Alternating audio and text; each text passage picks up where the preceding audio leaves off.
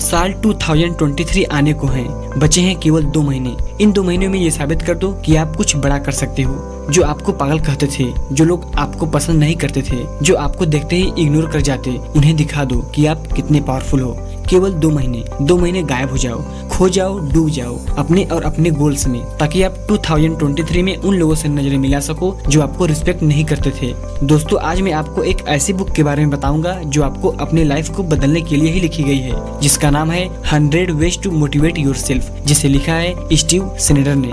इस बुक में आपको मोटिवेट करने के लिए, अपनी लाइफ को बदलने के लिए 100 तरीकों के बारे में बताया गया है, लेकिन मैंने इस बुक को अच्छे से पढ़ा और आपके लिए इन 100 तरीकों में से केवल 12 इंपॉर्टेंट तरीकों को खींचकर निकाला, जिससे आपको ये बुक समझने में और इन 12 रूल्स को अपने लाइफ में अप्लाई करने में आसानी हो सके। सो दोस्तों, इस वीडियो को लास्ट तक देखना, क्योंकि ये किताब आपको अपनी लाइफ में अपॉर्चुनिटी देता है। अगर आप इस साल में अब तक कुछ नहीं कर पाए हैं, तो इस बुक की मदद से आप इन 2 महीनों में अपनी लाइफ बदल सकते हो। तो चलिए बिना किसी देरी के इस बुक के रूल्स को समझ लेते हैं। Rule number 1, find your master की। इसमें बताया गया है कि बहुत सारे वीडियोस और किताबें आपके लिए लाइफ चेंजिंग साबित हो सकते हैं, जैसे कि ये किताब जिसमें आपकी लाइफ बदलने के लिए महत्वपूर्ण रूल्स दिए गए हैं, या फिर आपके लिए ऐसी कोई प्रोफेशनल कोर्स हो सकता है, या फिर आपकी खुद की ऐसी कोई क्वालिटी भी हो सकती है, जैसे कि सेल्फ डिसिप्लिन, जिसमें आप अपने आप को डिसिप्लिन करके अपने लेवल को बढ़ा सकते हैं। कई बार आपको अपने लिए ऐसी मास्टर की के बारे में पता नहीं होता, और अगर आप बहुत से महान लोगों की जीवनी के बारे में पढ़ेंगे तो आपको पता लगेगा कि उन्होंने भी अपने जीवन की किसी खास टाइम में ऐसी किताबें पढ़ी थी जिन्होंने उनके कॉन्सेप्ट और सोच को बदल दिया था, और वह उनके लिए लाइफ चेंजिंग बुक्स साबित हुई थी। इसलिए आपको बाहर फैले हुए नॉलेज के भंडार में से अपनी मास्टर की को तब तक ढूंढते रहना है जब तक कि वो मिल न जाए। मास्टर की का मतलब है कि आपके लिए कोई ऐसा रास्ता या कोई ऐसी स्किल जो आपको सक्सेस की तरफ लेकर जाता है, और जब आपको अपनी मास्टर की मिल जाए तो उसे साथ लेकर उस पर वर्क करना स्टार्ट कर दीजिए। Rule number 2, bounce your thought. आपने बास्केटबॉल के खेल को जरूर देखा होगा। इस खेल में आप बॉल को बार बार जमीन पर मारते हैं और एक हाथ से ड्रिबलिंग करते हैं, और अगर आप बहुत अच्छे प्लेयर बनना चाहते हैं तो आपको अपने दोनों हाथों से अच्छी तरह ड्रिबलिंग करना आना चाहिए। इसके बाद आप अपने खेल की स्किल को बहुत ज्यादा सुधार सकते हैं और दूसरे प्लेयर को काफी चकमा दे सकते हैं। यही रूल हमारी असल जिंदगी पर भी लागू होता है। एक रिसर्च के मुताबिक हमारे दिमाग में रोजाना अलग अलग तरीके के बहुत सारे थॉट्स आते हैं, और क्योंकि हमारे दिमाग में एक साथ तो 2 तरह के विचार रह नहीं सकते, इसलिए या तो हम पॉजिटिव रह सकते हैं या फिर नेगेटिव रह सकते हैं। हम नेगेटिव थॉट को भी पॉजिटिव थॉट में बाउंस बैक कर सकते हैं, यानी हम अपने नेगेटिव थॉट से निकलकर पॉजिटिव थॉट में आ सकते हैं। लेकिन इसके लिए आपको बहुत धीरज और प्रैक्टिस की जरूरत होती है, और आप प्रैक्टिस करके अपने ऑप्टिज्म को बढ़ा सकते हैं। जैसे आप प्रैक्टिस करके बास्केटबॉल में अपने नॉन डोमिनेंट हैंड से ड्रिबलिंग कर सकते हैं, इसी तरह आप प्रैक्टिस करके अपने दिमाग में हमेशा पॉजिटिव विचार भी रख सकते हैं। Rule number 3, break out of your soul cage. आजकल हमें ज्यादा से ज्यादा कंफर्ट पहुंचाने के लिए मार्केट में तमाम तरह के प्रोडक्ट और सर्विसेज को डिजाइन और एडवर्टाइज किया जा रहा है, जिसकी वजह से हम लोगों ने अपने कंफर्ट जोन से निकलकर अपने ग्रोथ और अपने स्किल्स को बढ़ाने की कोशिश करना बहुत कम कर दिया है। हमें यह रियलाइज करना चाहिए कि कंफर्ट जोन में रहने की आदत जिंदगी को हमेशा जीने के लिए नहीं होनी चाहिए, बल्कि इसकी जगह कंफर्ट जोन का इस्तेमाल समय समय पर खुद को रिलैक्स करने के लिए और अपनी एनर्जी को रीस्टोर करने के लिए किया जाना चाहिए। लेकिन अगर आप इसका इस्तेमाल हमेशा जिंदगी जीने में करेंगे तो आप एक सोल केज यानी एक पिंजरे की आत्मा बन जाएंगे। इसलिए आप आराम की कैद से बाहर निकलिए और अपने आप को आजाद कीजिए और दूर तक उड़ने का मजा लीजिए। इसके बारे में एक मशहूर फिलोसोफर ने कहा था कि आजाद होना कुछ भी नहीं है, लेकिन अपने आप को आजाद बनाना स्वर्ग में रहने के बराबर है। इसलिए आप अपने कंफर्ट जोन से बाहर निकलिए और इस बचे हुए 2 महीने में कुछ बड़ा करके दिखाइए। Rule number 4, open your present. मशहूर आर्टिस्ट लेखक फॉक्स ने कहा था, जब तक आप अपना अटेंशन वहाँ नहीं रख पाते जहाँ पर कि आप रखना चाहते हैं, आप तब तक खुश नहीं रह सकते। दरअसल आपके पास बहुत सी चीजों के लिए तो वक्त होता है, जैसे सपने देखना, प्लानिंग करना, अपने लिए गोल सेटिंग क्रिएट करना वगैरह, लेकिन जब आपका ये सब काम पूरा हो जाए तब आप मौजूदा समय में वापस आना सीख लीजिए और ऐसा महसूस कीजिए जैसे आने वाले 1 घंटे में आपकी पूरी जिंदगी समाई हुई है। इसलिए अपने इस 1 घंटे की टाइम की अपॉर्चुनिटी को अप्रिशिएट कीजिए और अपने तमाम प्लानिंग और एक्शंस के बारे में विचार कीजिए, और फिर इसी तरह धीरे धीरे प्रैक्टिस करते करते आप खुद को 24 घंटे में ज्यादातर टाइम तक प्रेजेंट रखकर फुल अपॉर्चुनिटी का अच्छा इस्तेमाल कर सकते हैं। आपको अपने पूरे दिन के टाइम को खुद के लिए जीना है। इसमें आप अपने गोल्स के लिए वर्क कीजिए, न कि फालतू की चीजों में। ऐसा करके आप अपने हर 1 घंटे, हर 1 मिनट और हर 1 सेकंड का पूरा यूज कर सकते हैं और हमेशा प्रेजेंट में रह सकते हैं। रूल नंबर 5, मेक टुडे ए मास्टरपीस। इस रूल में बताया गया है कि आप हर एक दिन को अपना मास्टरपीस बनाइए, क्योंकि जिंदगी इस समय तो है लेकिन फिर बाद में नहीं रहेगी। और जितना ज्यादा हम इस बारे में सोचेंगे कि अभी हमारे पास मन चाहे काम को पूरा करने के लिए बहुत समय बाकी है, उतना ज्यादा हम अपने सपनों में जीते रहेंगे और हमारे काम भी अधूरे ही रहेंगे। हमारा सेल्फ मोटिवेशन तभी काम करता है जब हम अपने आज के दिन को इम्पोर्टेंस देते हैं। एग्जाम्पल के लिए, अगर कोई आपसे जानना चाहे कि क्या आज के दिन को आपकी पूरी जिंदगी जज करने के लिए यूज किया जा सकता है, तो शायद आपका जवाब यही होगा कि इस काम के लिए आज का दिन अच्छा नहीं है। लेकिन 1 या 2 साल के बाद यकीनन एक ऐसा दिन हो सकता है जिसको आप अपनी जिंदगी को रिप्रेजेंट करने के लिए इस्तेमाल कर सकें। दरअसल आपके पर्सनल ट्रांसफॉर्मेशन के लिए आपकी मजबूत इच्छा का होना जरूरी है। आप इसके लिए रोज छोटी छोटी नई हैबिट को सीखते रहिए। हर रोज जब आप नींद से जागते हैं तो पैदा होते हैं, और जब आप सोते हैं तो आपकी डेथ हो जाती है। आपकी जिंदगी को इसी तरह से डिजाइन किया गया है कि आप अपनी पूरी जिंदगी एक दिन में जी सकें, इसलिए हर एक दिन इम्पोर्टेंस के साथ जिए। Rule number 6, get down and gate small. इसमें आपकी जिंदगी में रोजाना छोटे गोल सेट करने की इम्पोर्टेंस और उसकी पावर को बताया गया है। दिन के दौरान सेट किए जाने वाले छोटे गोल से आपके पूरे दिन को एनर्जी मिलने के साथ साथ आपको एक छोटी जीत मिलने का एहसास भी होता है। छोटे गोल को प्रोसेस गोल भी कहा जाता है। दूसरी तरफ करियर गोल और मंथली परफॉर्मेंस गोल जैसे बड़े और लार्ज रेंज के गोल लोगों के माइंड में उनकी एम्बिशन से जुड़े होते हैं। ऐसे गोल को आउटकम गोल भी कहते हैं। छोटे गोल सेट करने का फायदा यह है कि उन्हें पूरा करना हमेशा आपकी पहुंच में होता है।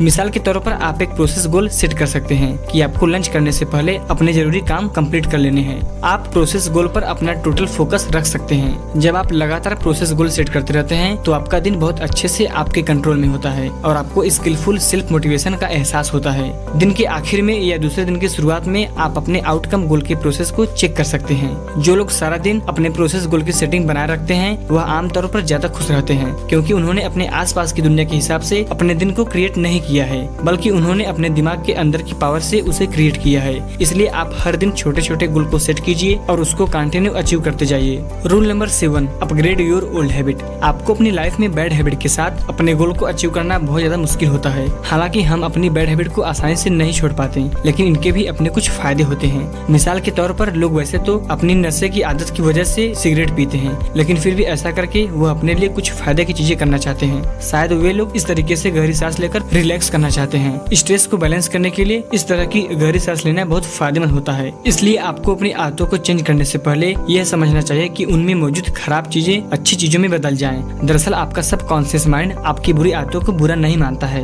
क्योंकि आप ऐसा महसूस करते हैं कि वह आपकी जरूरतों को पूरा करती है। इसलिए खुद को मजबूत बनाने के लिए आपको अपनी जरूरतों को पहचान करके उसका सम्मान करना चाहिए और अपनी मौजूदा हैबिट को एक ज्यादा हेल्दी और ज्यादा इफेक्टिव हैबिट में रिप्लेस कर देना चाहिए। जब आप एक बैड हैबिट को गुड हैबिट में रिप्लेस करेंगे तो इससे आपको और दूसरी हैबिट को रिप्लेस करने के लिए मोटिवेशन मिलने लगेगा, और इस तरह आप अपने पुराने बैड हैबिट में बदलाव करके उसे एक गुड हैबिट बनाकर यूज कर सकते हैं।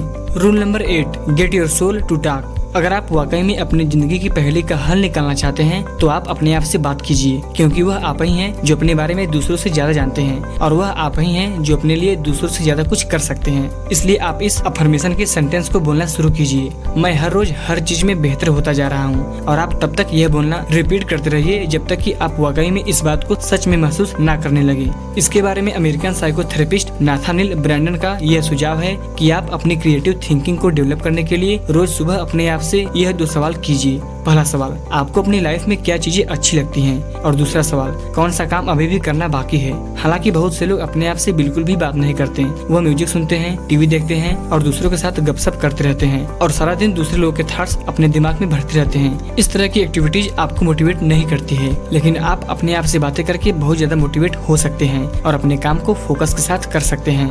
Rule number 9, play the circle game. ये रूल आपके लिए बहुत ही कारगर है। इस आइडिया के मुताबिक उस आइडिया का जिक्र किया गया है जिसमें आप सेल्फ मोटिवेशन और अपने लाइफ में सक्सेस पाने के लिए 4 मिनट में 4 सर्कल ड्रा करके अपने गोल सेटिंग सिस्टम का इस्तेमाल करते हैं और अपने यूनिवर्स के क्रिएटर बन जाते हैं। आप रोज सुबह उठकर एक पेपर पर 4 सर्कल ड्रा कीजिए। यह चारों सर्कल आपके यूनिवर्स के 4 प्लेनेट की तरह हैं। आप पहले सर्कल का नाम लाइफ लॉन्ग ड्रीम लिखिए और उसमें लिखिए कि आपका लाइफ लॉन्ग ड्रीम जॉब से रिटायरमेंट के वक्त 2 करोड़ रुपया जमा करने का है। इसके बाद दूसरे सर्कल का नाम माई ईयर लिखिए और इसमें लिखिए कि आप अगले साल में कितना अमाउंट सेव करके अपने लाइफ लॉन्ग गोल को अचीव कर लेंगे। इसके बाद तीसरे सर्कल का नाम माई मंथ लिखिए और इसमें लिखिए कि आप अगले मंथ में कितना अमाउंट और अपने गोल को सेव करके अपने ईयरली गोल को अचीव कर लेंगे। इसी तरह आप चौथे सर्कल का नाम माई डे लिखिए और इसमें लिखिए कि आज आप ऐसा क्या करेंगे जिसको बार बार रिपीट करके आप अपनी मंथली सेविंग और गोल को अचीव कर लेंगे। इस तरह से आप पेपर पर यह साबित कर देते हैं कि आपका दिन और आपकी पूरी जिंदगी असल में एक ही चीज है और आपका फ्यूचर वही है जो आप आज के दिन करते हैं। इस तरह से आप अगले 2 महीने में जो भी चीज पाना चाहते हैं उसको पेपर पर ड्रा करके उसके अकॉर्डिंग वर्क करके वो चीज हासिल कर सकते हैं और अपनी लाइफ में बदलाव देख सकते हैं।